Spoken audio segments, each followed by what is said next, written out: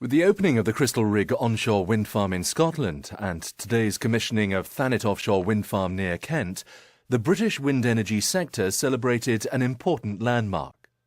The UK now has 5 gigawatts of wind capacity installed, with just over 3,000 turbines on and offshore. In practical terms, this means wind energy is now providing 4% of the UK's electricity, with the total provided by all renewable technologies currently standing at just under 10%. 5 gigawatts is a very important milestone, and we think it's quite right to celebrate it. 5 gigawatts is enough to power 2.7 million homes. That's the equivalent of all the homes in Scotland. 5 gigawatts is a very important milestone for 2 reasons.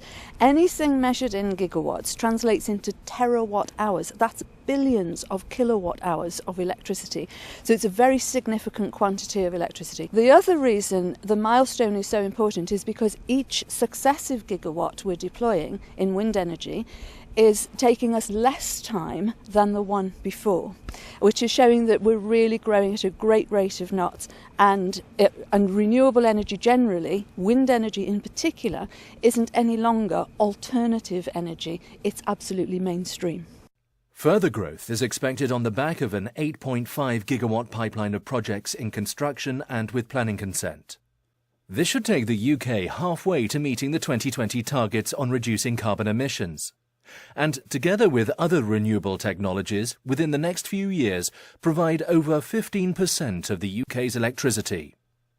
This is why the industry has engaged with local communities to explain both the environmental and economic benefits of wind. The UK have some very ambitious energy targets for renewables, and onshore wind has a part to play in that. I think what is important is that we develop a stable pipeline both onshore and offshore if we are to secure our low carbon future. Here at Crystal Rig, we started in 2003 with 25 turbines.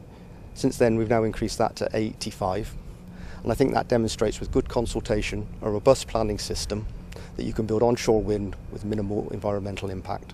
The reasons why the UK is important for Vattenfall: there is good political support for wind power development, there is an attractive economic subsidy regime in place that allows us to make adequate returns on investment, and there is a good industrial base in the UK from which to build forwards for the Round 3 offshore projects. We have some 1,000 turbines installed in the UK. That's over 2 gigawatts of the 5 gigawatts that the UK now has installed, so some 40% of the installed capacity. We've benchmarked some very important and very successful projects with the installation of Whiteley Wind Farm, now with Crystal Rig Wind Farm. The government's got a very ambitious target of reducing carbon emissions by 80% by 2050.